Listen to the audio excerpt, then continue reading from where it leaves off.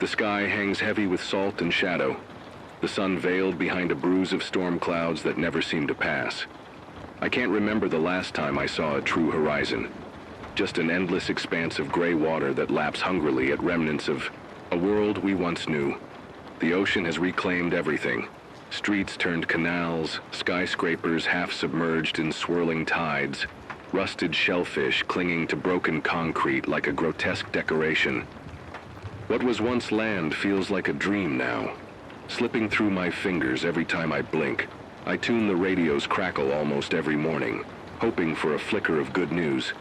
But all I get is static and the same weary voice insisting there's no safe port. They say that tsunami surge, that relentless wall of water born from melting ice caps and drowning storms, will never fully recede. Coastal cities are gone. Inland towns are islands. Bridges hang broken over rivers that no longer look like rivers. The Mississippi, once a vein of life cutting through the continent, roars now as a treacherous estuary, swallowing farmland and shanty towns alike. In my part of the world, what used to be Florida's Gulf Coast, saline water has poisoned every fresh spring and aquifer. We scrape brackish puddles from the underside of wrecked cars, strain them through cloth and charcoal, and still spit grit for days afterward. The smell of rusting metal and decaying plastic blends with rotting seaweed to create a stench that follows me wherever I go. I learned early on not to hope for clear air either. Toxic fog from wildfires halfway around the globe drifts on the currents, turning mornings into choking orange haze. Gone are the manicured parks and whitewashed suburbs. Mangroves and algae have crawled their way into the city, wrapping chain-link fences and street lamps in slimy tendrils. Traffic lights hang like drowned jellyfish over what once was Fifth Avenue. I step carefully over a cracked sidewalk, now more reef than pavement, where barnacles glitter in the scant light. Rusted shopping carts bob in standing pools the size of ponds. Governments collapsed when the cost of rebuilding coastal defenses skyrocketed. Armies and bureaucrats fled inland, leaving behind empty capitals that now serve as roosts for scavenger gangs. Some call themselves the Keepers, ragtag groups who patrol submerged neighborhoods in makeshift boats, collecting tolls of canned food and batteries. Others, worse, ambush lone travelers, carving up their dinghies for scrap. There's no law beyond whatever iron code the strongest faction enforces. Schools, hospitals, and power plants, the institutions meant to bind society together, are nothing but skeletons. I find fragments of textbooks floating in gutters, pages teaching photosynthesis or Shakespeare, waterlogged and torn. Generators sputter in hidden basements, powering a handful of radios like mine. Those humble devices are our only connection to one another, broadcasting location coordinates or warnings of approaching storms. I broadcast my own coordinates at dawn, a hope that someone, anyone, might reply from the other side of the flood. Some survivors have retreated to high ground, abandoned oil rigs, reef-top cliffs, even the rusted decks of oil tankers. They build shantytowns from shipping containers and driftwood, rigging them with solar panels scavenged from ruined highways. From my vantage point, perched on the crumbling rooftop of what used to be a library, I can see their lanterns at night, blinking like fireflies in a sea of shadows. But the water keeps rising, and the light keeps dimming. I think of the landmarks that once defined my life. The gleaming spire of the church at Main Street, the neon sign of the ice cream parlor where I took my little sister, the stadium where I cheered for games in summer heat, all gone, swallowed by tides and time. In their place, only the ghostly outlines remain. Skeletons of steel and stone etched against the roiling water. They stand as silent warning. Nothing lasts forever. Yet, in this drowned world, small miracles still happen. A lone flamingo, pink, feathers glowing against gray waves, paddles past my boat. A survivor's voice crackles on the radio singing an old lullaby. In the wreckage of a blown-out pharmacy, I once found a single vial of insulin, enough to save a child's life. Moments like these remind me why I keep broadcasting, why I keep searching for others. There's an edge of dread in every gust of wind, every distant thunder. The surge is unpredictable. One week it retreats, leaving muddy shorelines and new debris fields. The next, it surges back with a roar that tears apart anything not nailed down. We live for the intervals, the brief respites when we can bathe in rainwater, plant a few sorghum seeds in raised beds, even laugh without the horizon lurching beneath our feet. This is the world as it stands now, half drowned, half remembered, and wholly unforgiving. Every dawn brings new uncertainty. Will my transmitter still work? Will the water rise to my doorstep? Will I hear another survivor's call through the static?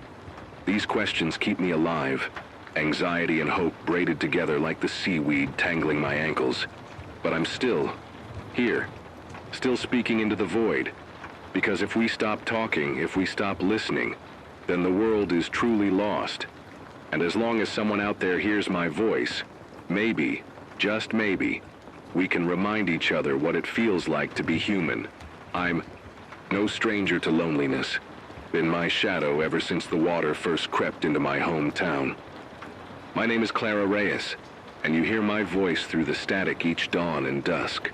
I used to be an environmental engineer, one of those people who thought they could fix the world before it broke. Now I'm just a broadcaster, a voice in the void, clinging to the microphone like a lifeline. Every morning I pedal the old generator that powers my transmitter, counting revolutions like prayers. It's how I survive, scavenging for fuel cells and solar panels by daylight, then riding the wave of my own heartbeat to keep the airwaves alive at night. I've rigged a network of sensors, saltwater intrusion meters, barometers, tide gauges in the wreckage around me. When the surge roars closer than usual, I warn whoever's listening. High tide in 30 minutes. Pull back to higher ground. It's not glamorous work. It's not heroic. But it stops at least one person from drowning. In the flooded ruins of the old science lab where I once ran climate models, I found notebooks crammed with data, temperature projections, salinity curves, worst-case scenarios nobody believed, until they were upon us. I stole those pages, repaired the radio, and turned my grief into transmission. My voice trembles sometimes. I'm broadcasting the mistakes we made, hoping that if enough people hear them, someone, somewhere will learn. What drives me forward is a stubborn ember of responsibility. I remember the morning I watched my little brother drown, his hand reaching for mine, eyes wide with fear. There was a storm surge warning on every channel, but the power was out, and the emergency siren silent. I should have saved him. I carry that guilt with me, heavier than any flooded rooftop. So I speak his name each time I step to the mic. For Miguel, I whisper before I begin, as if saying his name aloud grants him a place in the next dawn. I've lost more than family. I lost trust in institutions. I lost faith in the science. I once worshipped, but I refuse to lose hope entirely. Hope is my rebellion against this drowned world. I cling to the idea that if just one more voice joins mine, someone with a functioning radio, someone with shelter, someone with a new idea, we might keep each other alive another day. My days begin before sunrise. I leave my makeshift shack, a shipping container half buried in mud, and I wade through knee-high saltwater clutching my satchel of tools. I check each sensor, clean algae from the solar array, patch the cracks in the generator's casing. The brine corrodes everything, so I've learned to be meticulous. One loose bolt and the whole system fails. One broken antenna and the world goes silent. By mid-afternoon, when the sun burns through the haze, I scour empty boats for parts. Copper wiring, lens glass, anything I can repurpose. I barter with the keepers, a ragtag militia that controls the northern docks, exchanging purified water or medical ointment for a handful of circuit boards. Some days they treat me with suspicion, as if my broadcasts threaten their power. Other days they respect that I save lives. Alliances in this world shift like the tides. Evenings are the hardest. As dusk falls, the temperature drops and the salt-laden air stings my lungs. I fire up the generator and adjust the frequency, listening for replies. Mostly I hear nothing but the hiss of static and distant gulls. But some nights, a faint voice flickers in. A farmer trapped on a levee. A marine biologist stranded on a half-sunk platform, a mother searching for her toddler. We exchange coordinates. I repeat their calls to other frequencies, knitting together a network of survivors like a fragile spiderweb over the water. The emotional toll is relentless. Each time I patch someone through, I wonder if they'll make. See, each voice that fades into silence feels like another door slamming shut. Some nights I collapse into the muddy floor of my container, sleepless, haunted by the faces I can't save. I talk to them in my dreams, begging forgiveness. Yet in the darkness, small sparks emerge. A message from a group calling themselves the Tide Watchers offers blueprints for a floating desalination rig. Another survivor shares a crude recipe for fermenting seaweed into a nutrient paste. I archive these messages, speaking them back into the night so innovation can ripple outward. Knowledge, I've learned, is the most valuable currency left. I remember who I used to be, the clean-shaven engineer in a crisp lab coat, presenting at conferences about mitigation strategies. Back then, I believed in gradual progress, renewable energy, carbon caps, coastal barriers. None of it scaled fast enough. Now, I repair a wheezing generator with duct tape and pray it holds for another broadcast. My hands are calloused. My voice is rough. But if this container of rust and salt can keep me alive, then maybe it can keep my purpose alive. Too, sometimes I catch my reflection in the cracked lens of a repurposed camera I use for optics on the radio. A woman with hollow eyes, skin weathered by sun and spray, hair a tangled halo of salt crystals. Yet there's a light in those eyes, fierce and unyielding. That light is what I hold on to when the surge surges, when the foghorns fail, when the night stretches out like an endless sea. I don't know how this story ends. Maybe the water will rise higher than I can climb, or a stronger faction will storm the docks and seize the last radios. Maybe my generator will finally give out, and my voice will vanish into the static forever. But until that moment comes, I will pedal, I will patch, I will broadcast, because every time I speak I announce I was here, I mattered. And if anyone else is out there still listening, you matter too. I am Clara Reyes. This is my broadcast. And as long as I have breath and battery power, I will remind the world that humanity isn't done yet. The ocean's roar has become our endless drumbeat of terror.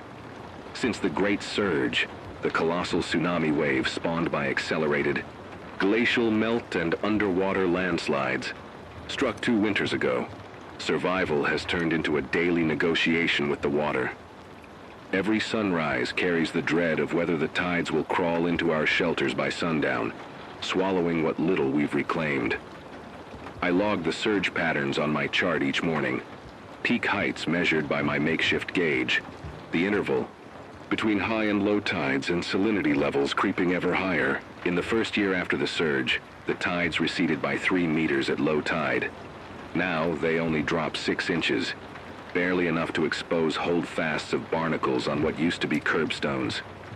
The extra salt in every puddle and in every breath corrodes metal and flesh alike. Rations of fresh water are down to half a liter per person per day, and that's if we catch every drop of rain or barter for desalinated reserves. Yet water isn't our only enemy. The climate catastrophe that birthed the surge rippled across the globe. Equatorial regions turned into irradiated ovens during daytime highs of 130 degrees. Monsoon belts collapsed, leaving billions without crops, and the polar jet streams spiraled, out of control, unleashing hyperstorms that barrel through flooded cities like runaway trains. We no longer speak of seasons, only of storm cycles. They come without warning now, powered by heat differentials so intense that every month feels like a hurricane. Here at the Gulf Coast, redoubt where I broadcast, we endure 4 overlapping crises. The ocean breached the levees 3 seasons ago, and has never truly let go. Every pipeline, every well, every cistern tastes of the sea.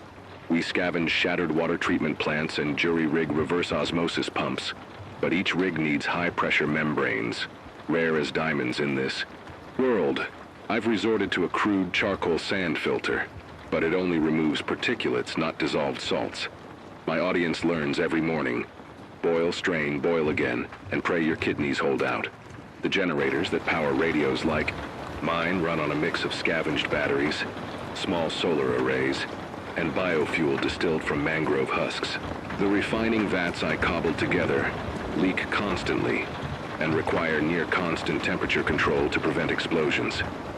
Without energy, the radios die, the desalination units die, even the LED lamps that chase back the darkness go out. We ration fuel cells, 2 per week per transmitter, and barter fiercely for every extra watt hour. Farmland beyond the floodplain has reverted to scrub and brine flats. We grow sorghum and sea beans in raised hydroponic troughs, feeding them with runoff water we purify through fungal bioreactors. But yields are meager. Protein comes from catfish farms submerged in tidal estuaries, harvested by hand nets at low tide. When those stocks fail, we resort to foraging invasive seaweed or, in the worst weeks, hunting the dwindling populations of mud crabs, which carry a high risk of paralytic shellfish toxins. Malnutrition shows in cracked lips, bowed, legs and gaunt faces pressed against porthole windows. With scarce resources and no formal governance, survivor factions have crashed into conflict. The Tide Watchers, a research-minded collective, seek to share data and technology. The Keepers enforce a brutal code, taxing anyone who enters their docks. Raiders call themselves the Drowned. They ambush lone voyagers for scrap metal, gasoline, even clothes. Trust is currency. One misplaced alliance can cost a life. I've learned to broadcast my coordinates in code, using a rotating cipher so only those who know the key can find me. Let me explain how this all unfolded, so you understand why the water never stops rising. Over the past 50 years, global, temperatures climbed by 2.7 degrees, enough to destabilize the Greenland and West Antarctic ice sheets. As these continental glaciers calved into the ocean, massive pulses of cold freshwater disrupted thermohaline circulation, the conveyor belt that regulates global currents. In 2022, a sudden release of pent-up meltwater formed a deep ocean tsunami, a wave nearly 50 meters high that propagated outward, amplified by underwater topography and the constricting Gulf of Mexico basin. Following that event, thermocline, layers shifted, and storm systems gained unprecedented energy from warmer surface waters. The jet streams oscillate far from their historic latitudes, dragging polar vortex fragments into mid-latitudes and spawning megastorms that dig trenches where highways once lay. Add in the relentless sea level rise, now averaging 4 centimeters per year, and you have the perfect recipe for a world where every drop of fresh water is contested and every piece of high ground is a fortress. Roads, bridges, and power lines rust in salt water. Replacement parts are extinct. Pollinators vanished when flowering crops drowned. Fish stocks collapsed under acidification, and hypoxia PTSD runs rampant. I track supply runs on my sensor logs and also note patterns of depression in our community bulletins. Suicides spike after superstorms, funnel every rooftop into collapsible tanks, use dew collection nets at night, build solar stills with double-glazed panels when you can prioritize kinetic chargers, hand crank, pedal driven, over solar when cloud cover is heavy, create supercapacitor banks from discarded EV modules, cultivate spirulina in shallow raceways, fast growth, high protein, blend with sorghum flour for a balanced meal paste, share frequency hopping sequences within trusted networks, establish rotating watch shifts to guard communal resources. The clock is always ticking. Each degree of warming intensifies storms. Each millimeter of sea level rise claims more land. When I speak into my microphone at night, I don't just share coordinates or weather reports. I share a formula for staying alive in a world run by water and chaos. Because knowledge still circulates faster than the tides. And as long as someone, somewhere picks up the call, we keep our humanity afloat. This is the crisis we live in now. Tides that never stop, storms that never tire, resources that slip through our fingers like wet sand. But in the churning darkness, I broadcast a lifeline, science, solidarity, and stubborn hope. We may be drowning, but we are not yet sunk. Day after day, the water presses in like an incurable fever, relentless, unyielding, rising ever closer to the threshold of my refuge. These past weeks have felt like a countdown to disaster. Lasty. Night at low tide, I ventured beyond the usual 3-block radius. My container's charcoal filters sputtered and clogged after every few liters, and the old hydroponic tanks I tended yielded only half the sea bean pods they did weeks ago. I cradled a cracked jug of brackish runoff, boiled it twice over my stovepipe burner, and still tasted the sharp tang of salt on my tongue. My own supply lasted me until dawn, and that was assuming I skipped breakfast. By midday, my water meter showed negative reserves. I turned to my radio, voice trembling. Any listeners within 10 nautical miles respond. I'm at grid 21. Static. Then a single reply. A whisper from someone calling himself Marin, claiming to have access to a small freshwater spring on higher ground beyond the old railway embankment. I marked the coordinates, heart pounding. A spring. That sounded impossible. Springs are extinct here, or so I thought. Later, I cross-checked Marin's digital signature against the Tidewatcher's cipher directory. It matched. But trust is a luxury in this world, and Marin's voice was distant, distorted, skeptical. Still, when your daily ration of water can sink your will to live, even the faintest rumor becomes a beacon. 2 nights ago, I heard engines. A low growl on the water, like a beast waking. Through the wind-jammed porthole of my container, I made out the silhouettes of 3 motorboats, their bows cutting through the flooded streets toward me. The red glow of port starboard lights suggested they weren't friendlies. The drowned, perhaps, or rogue keepers looking for extra parts. My radio's emergency channel crackled. Station 5 under attack. Requesting immediate assistance from any nearby Tidewatchers. No reply. My pulse throbbed in my ears as I grabbed my scavenged flare gun. Outside, the engines slowed. 1 boat came alongside the dock. 4 figures in worn neoprene suits. Rifles slung across their chests. Their leader pointed at my rooftop solar panels, then at the door.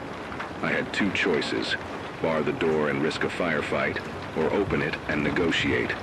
The flare gun remained cold in my palm. I cracked the hatch, hands raised. They boarded silently, eyes scanning my gear. Water jugs, toolboxes, radio consoles. Their leader asked for fuel or water, voice low and gravel rough. I offered the jug of boiled rainwater I'd been rationing for myself, and in return, they left me a single battery cell and warned me to stay silent on emergency channel frequencies. They vanished as quietly as they'd come, leaving only muddy footprints on my floor and a deeper pit of fear in my chest. The drowned thrive on intimidation. They want us desperate, wanting, willing to barter our lives for a sip of water. I broadcast my encounter into the night. Warning, 3 drowned boats approaching grid 21. Request immediate caution. I paused, listening. Static. Then an echo. Copy. Stay safe. Enough to let me know someone had heard. At dawn, I charted a new course toward Marin Spring, packing only what I could carry. 2 water canisters, a handful of dehydrated sorghum cakes, and my trusty toolkit. I mounted my kayak, a jury-rigged contraption of scrap metal and plastic drums, and pushed into the gray expanse. Every paddle. Stroke felt like I was drowning in doubt. 3 miles north, I encountered a floating encampment of Tidewatchers. Shipping containers perched on barge platforms, linked by ropes and makeshift planks. Lanterns burned inside their windows, and I could hear soft voices discussing water harvesting algorithms, mapping storm trajectories, even debating solar still improvements. They invited me aboard. Inside, the Tidewatcher leader, Dr. Sethi, a wiry woman with storm-wise eyes, shared her group's goals. Not just survival, but adaptation. They developed a prototype nanomembrane filter that could cut salinity by 80%. Not perfect, but better than my charcoal plates. They'd also recorded seismic data suggesting that an artesian well still tapped into an inland aquifer. one that had so far evaded the surge's full reach. The coordinates matched Marin's. Hope surged in me, but I braced it with caution. "What's the catch?" I asked. Dr. Sethi smiled sadly. "Fuel, power, protection. If we guide you there, we'll need your radio tower for communications, and we'll need you to rally other survivors back here to build a safe zone around the well." I hesitated. My transmitter is my identity, my lifeline, and theirs. But without power and outreach, this group's experiment might die. If I help them, the Tide Watchers might finally have the numbers to protect the spring. If I refuse, their water technology might be lost and I'll remain alone, dry-throated on a sinking planet. That afternoon, as I packed to leave with the Tide Watchers, the sky darkened unnaturally fast. The barometer read a sudden drop of 18 millibars in 30 minutes. Textbook hyperstorm. I'd monitored storm cells before, but none this vicious. I rigged extra guy wires on the flash tower, secured every loose panel, and double-checked my life vest. The wind struck like an avalanche of needles, and rain pelted down in sheets thicker than any I'd seen. My kayak flipped.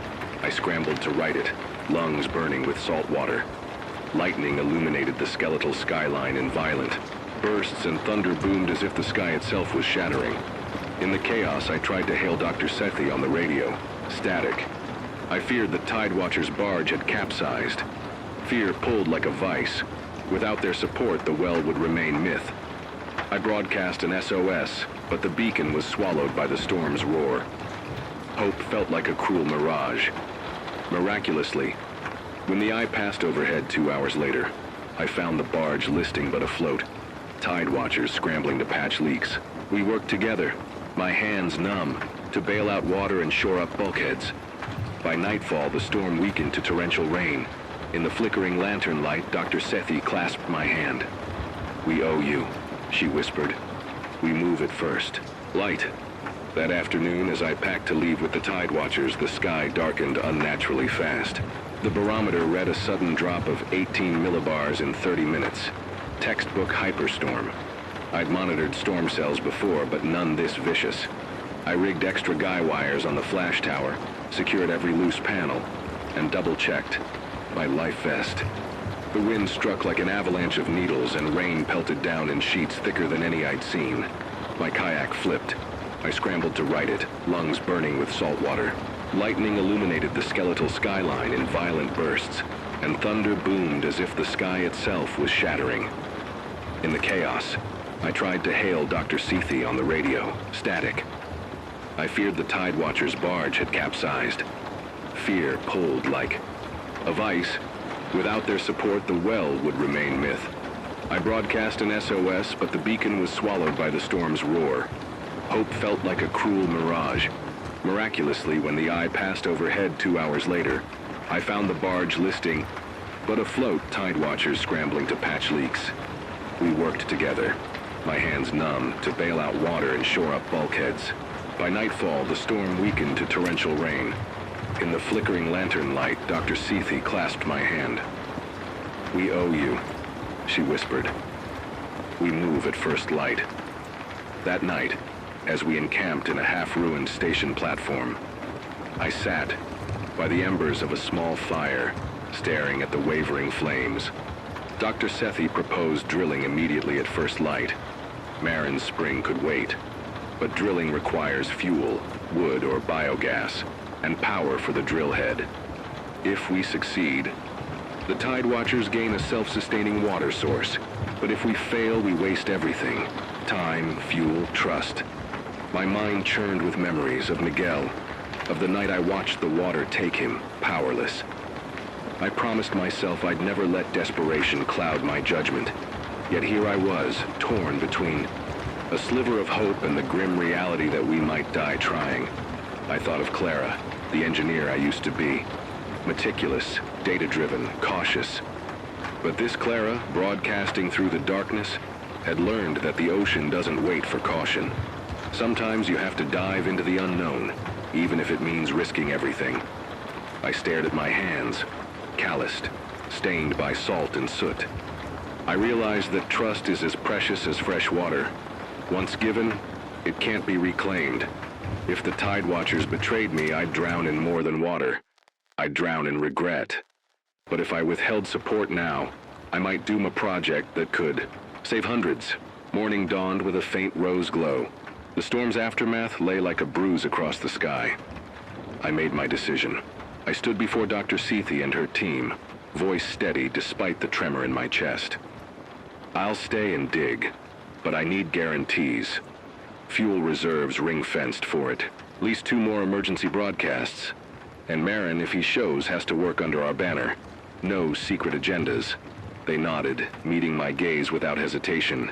In that moment, we sealed a fragile pact. Trust forged in salt water and fear. By midday, we'd cleared a segment of collapsed embankment and lowered a hand-cranked auger into the earth.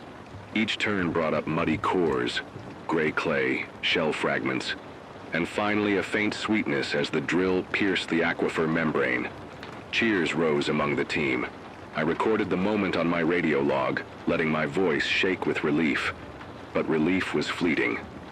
In the hour that followed, I noticed the waterline creeping upward on the embankment, faster than normal. Secondary surge? I scouted upstream.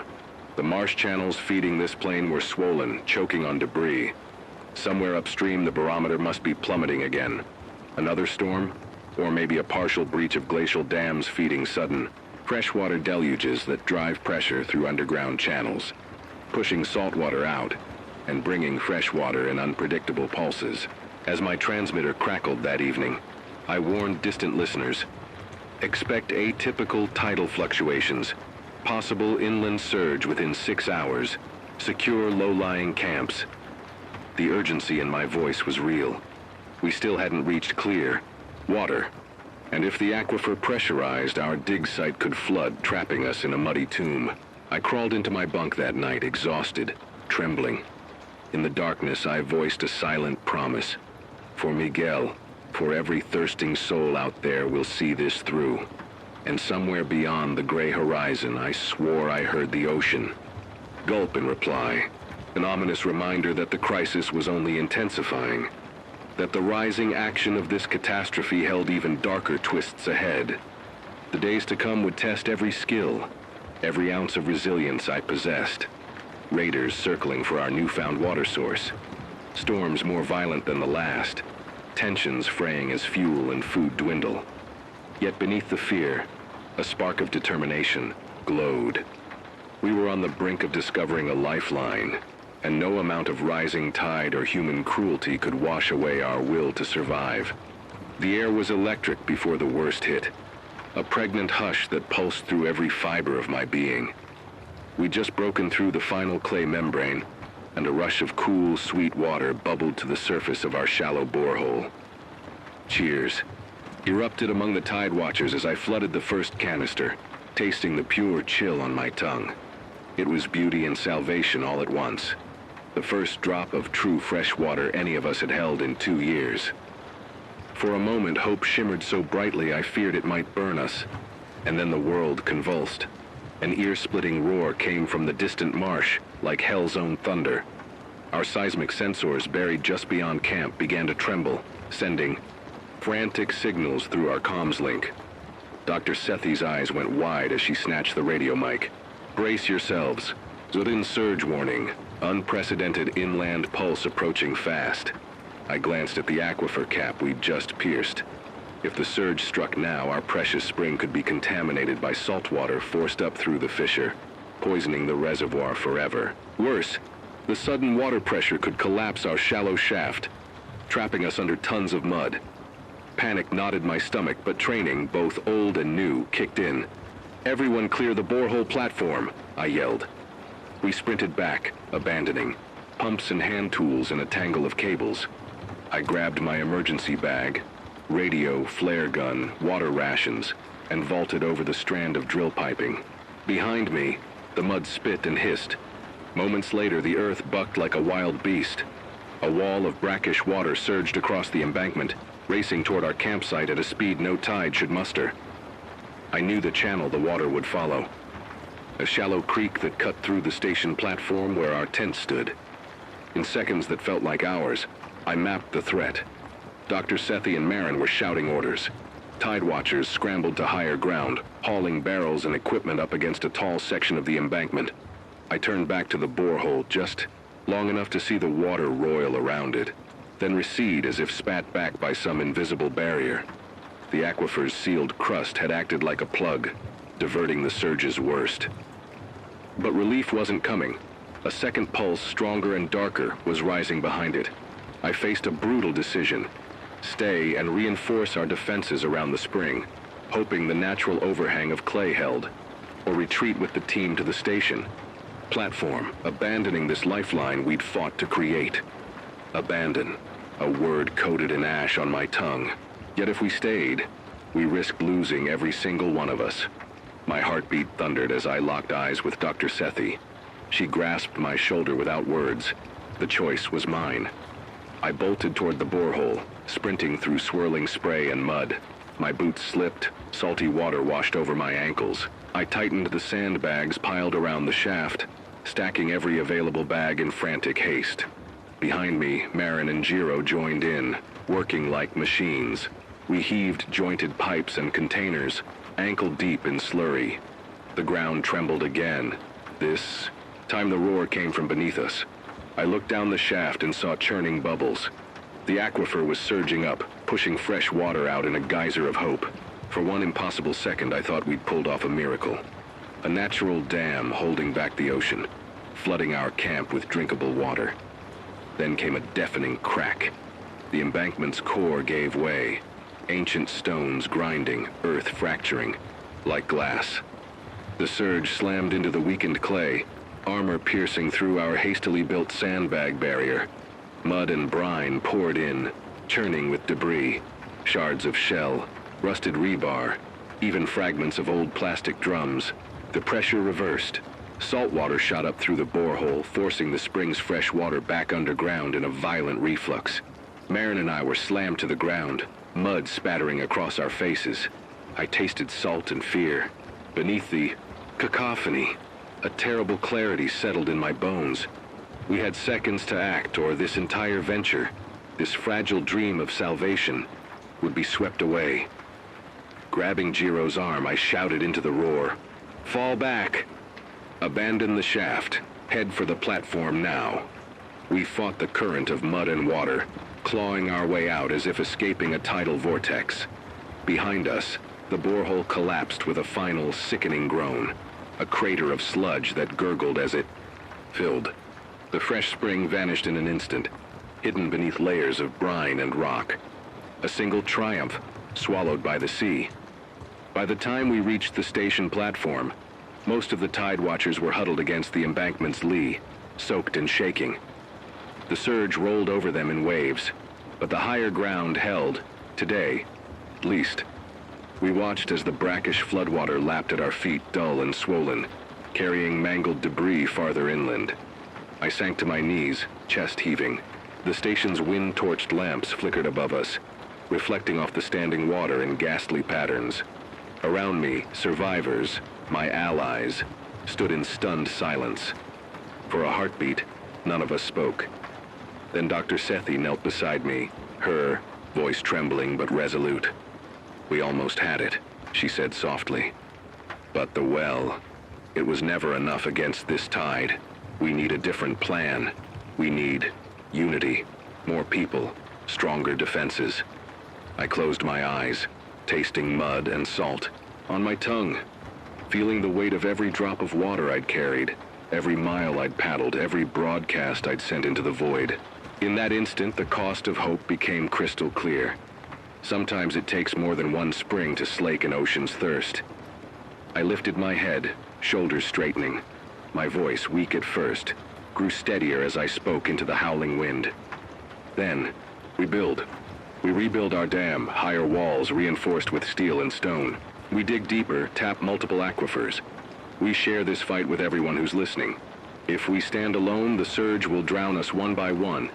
But together, we can raise a fortress of water. A ripple of resolve swept through. The group, hands clasped, weapons lowered, faces hardening with purpose. In the murky floodlight, we saw ourselves, not as isolated survivors clinging to a single lifeline, but as a community capable of weathering the ocean's fury. Then, above the roar, I switched on my transmitter. My fingers, numb from the storm, danced across the dials as I keyed the mic. To every soul in the flooded zone, this is Clara Reyes calling from Grid 21. We have water again, pure water. But this time we will not keep it to ourselves. We need you. Join us at the old station platform. Bring every hand, every tool, every drop of courage you have. Together we will build a sanctuary in the tide. We will not surrender to the surge. My heart pounded as my own words echoed back through the static, a chorus of replies crackling. And from distant corners, coordinates, voices trembling with hope, offers of steel, stone, manpower. One by one, faint and broken, then confident and clear, more replies came in. In that moment of chaotic clarity, water swirling at our feet, storm clouds still lashing the sky, I knew we had turned a corner. The spring's collapse was not the end, but the crucible that forged us. The true breakthrough was not the water itself, but the unity it inspired. As the wind howled and the platform shook beneath our feet, I felt something I hadn't felt in years. Not just fear or guilt, but an ember of hope burning as bright as any ember in a storm.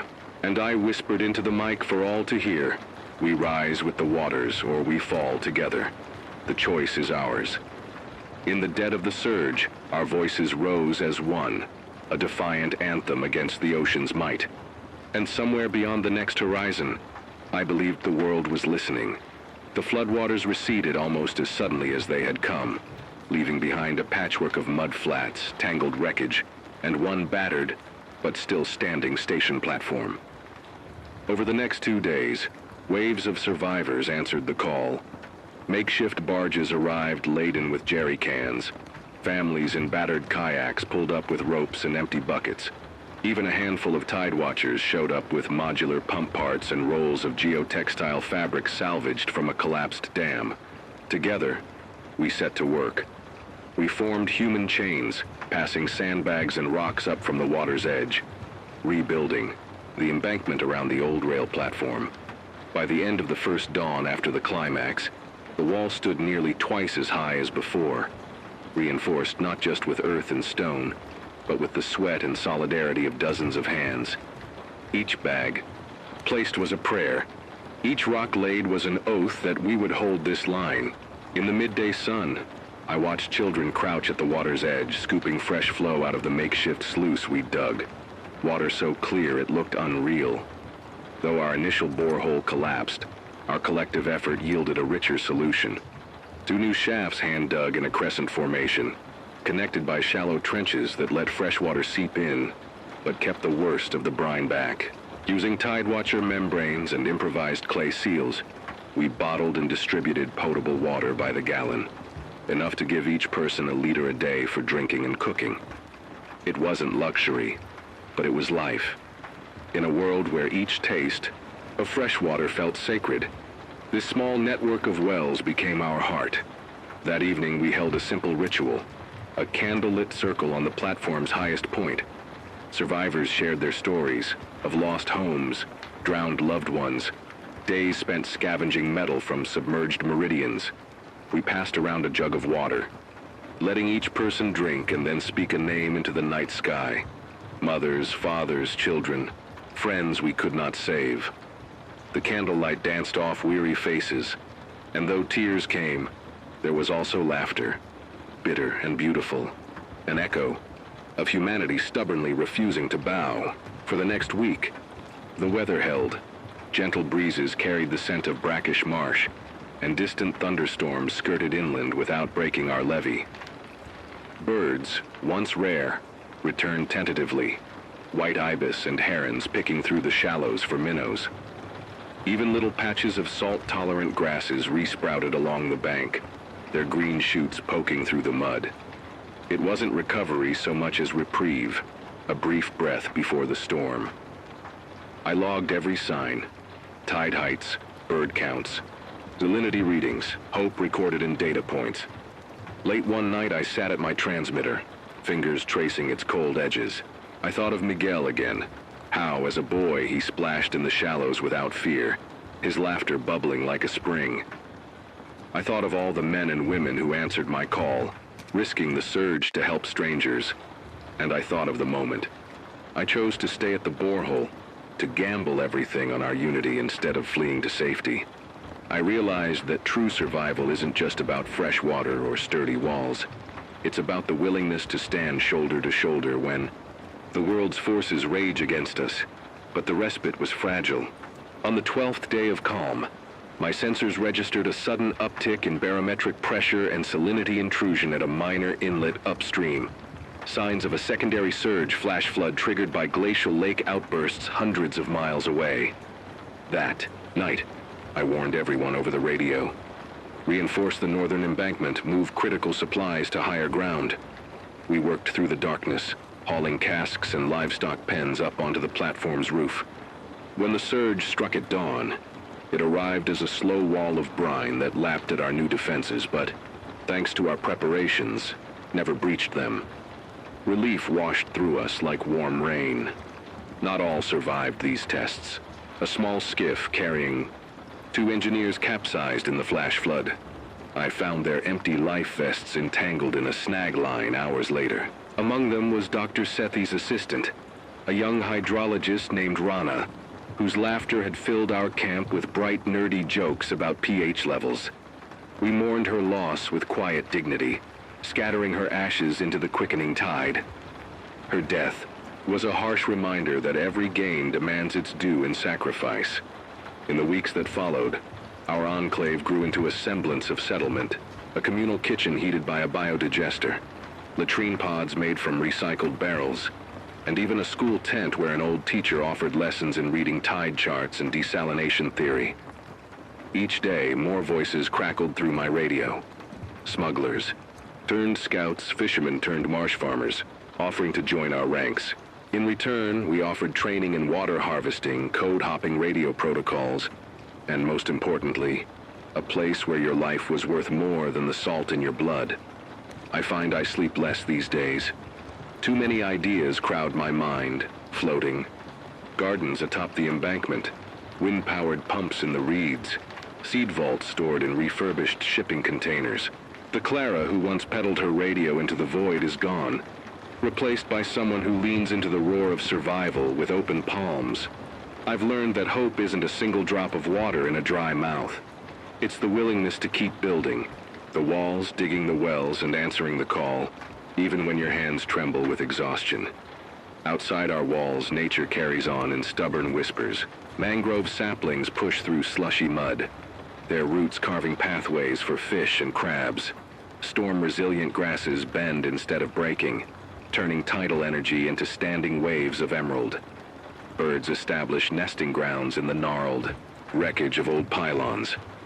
These signs don't herald a full recovery, that will take centuries, but they whisper that life finds a way, even on the margins of this drowned world.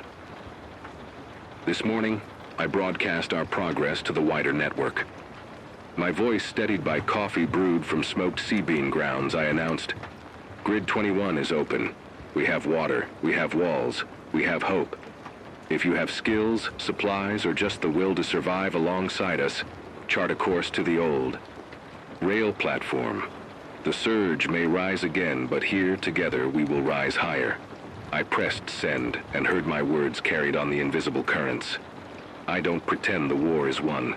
More storms will come. Storm surges, hyperstorms, toxic rains fueled by chemical dumps upstream. Resource shortages will flare. Raider bands will test our gates. But this time we have something more durable than mud and membrane. A shared purpose that binds us across flood-shattered terrain. Every dawn I pedal the generator not just to speak, but to listen. To new voices, new ideas, and the trembling outlines of a future we might yet reclaim. The world remains a flooded crucible, but its cracks are seeded with possibility. I stand on the platform's highest point, watching sunlight fracture through low clouds like beams through a broken window. The water below shimmers, half terrible, half beautiful. In that reflection, I recognize myself. Battered, scarred, but unbowed, And I know as long as we answer each other's calls, as long as we build and rebuild, there will always be a place for hope, even in the heart of a deluge. The sun broke. Through the low-hanging clouds with an almost imperceptible warmth, slipping across the water's surface in crystalline streaks. At the edge of our embankment, I knelt and dipped my hand into the tidal pool we had hollowed, a pool that now held sweet, clean water for the first time since the surge. The moment was fragile, suspended between triumph and warning. The same. Waters that nourished us could easily be reclaimed by the ocean's next pulse. I thought of the journey we'd endured, the drowned streets, the broken radios, the hours spent shoring up sandbags and pumping brine from our wells. I remembered the first battles against raiders, the collapse of our initial borehole, the way the tide watchers rallied when the currents threatened to drown us. Each step had been a hard-won inch of progress, each victory measured in sips of water and quiet moments of solidarity. Hope, I now understood, was not a bright torch that banished darkness forever. It was a flickering ember, easily smothered but nearly impossible to erase completely. We had carried that ember through storms that sought to douse it, storms of salt and fear, of isolation and loss. And though our beacon had dimmed more than once it endured, passed hand to hand until it burned steady enough to guide us back to one another.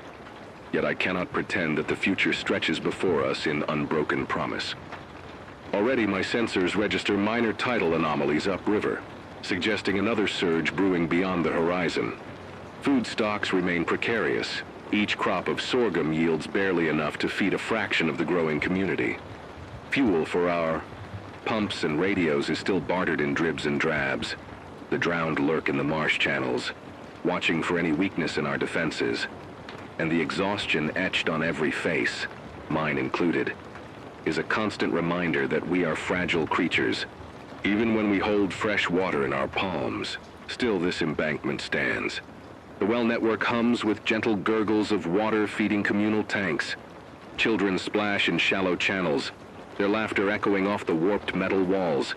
Fishermen, once solitary and wary, now cast nets side by side, sharing their catch at the communal kitchen. The radio schedule has expanded. Evenings now include weather forecasts, technical lessons on filter maintenance, and storytelling hours where survivors read passages from salvaged books or recite poetry in multiple languages. Look at these changes and feel something near to pride, though tempered by humility. In a world undone by climate collapse and human error, we have carved out a pocket of resilience, a community not born of grand designs or powerful institutions, but of necessity and empathy. I think of the principle I once scribbled on a scrap of lab notebook paper. In crisis, cooperation multiplies our strength. Even a trickle of help can be a flood of possibility. That trickle has become our wellspring, but it requires constant tending. The walls must be reinforced, the filters cleaned, the seed vaults protected. We must maintain our networks, on the radio, in person, in the data streams we share. We must train scouts to map every inlet and monitor for emergent threats. We must teach every newcomer the rules of our fragile society. Share what you have, never hoard, and answer the call of the radio when it crackles through the night. I walk the perimeter of our settlement at dusk. The generators hum soft beneath the cry of gulls settling back over the marsh. My radio strapped to my belt. I pause at each sensor. Barometer, salinity probe, wind vane, giving each a gentle tap of acknowledgement. They are the sentinels that protect us, and I have come to trust them as I trust the heartbeat in my chest, inside. The communal hall, a shipping container retrofitted with benches and solar lamps. People gather for supper. A scientist from the Tide Watchers lectures on the possibility of cultivating halophyte grains that could thrive in saltwater irrigation. A retired teacher organizes swimming lessons at low tide, teaching children how to navigate currents safely. A fisherman demonstrates how to identify toxic algae blooms before they become deadly. Knowledge here is the most precious commodity, and we guard it, share it, and build on it. When my shift at the transmitter begins, I slide into the worn chair, fingers on the tuning dials. I open the mic and speak into the darkness. This is Clara Reyes, Grid 21. We have water, we have walls, we have community. Tonight's forecast, a brief surge in early morning hours. Expect higher tides by 0.5 meters. Check your sandbag lines. Volunteer teams report status by Aero 200 hours. To all survivors within range, your skills, your stories, your courage are welcome here. We rise together or we fall alone. Good night, and keep faith in one another. Behind me, my fellow broadcasters nod in the dim light. Outside, in the hush before midnight, I hear the faint crackle of distant responses. Coordinates, status reports, expressions of gratitude. Some voices tremble, others carry steel. All carry the message that we are not isolated flotsam, but part of a larger flotilla of souls navigating the deluge. I close the mic and let the hum of the generator fill the space. In the silence, I wonder about tomorrow. Will the surge breach our new walls? Will the next storm bring heavier rains or toxic runoff? Will we find enough food for everyone? These questions will not cease. They are the tides we ride each day. But in their place, I feel resolve, a determination to meet each challenge as it comes, with ingenuity and shared purpose. My final message, the one I imprint on every broadcast, is simple. Stay alive.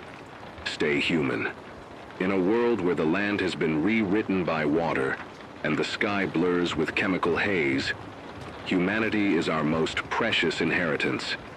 It lives in our compassion, our ingenuity, and our willingness to lift each other when the waters rise. There will be no grand finale, no cinematic resolution. This is not an ending, but a waypoint. A point on a map marked by sweat and solidarity, by loss and laughter. The tides will turn again, storms will gather, and our walls may yet crack. But for tonight, the embankment stands, the wells flow, and the radio waves carry our voices across the drowned hush.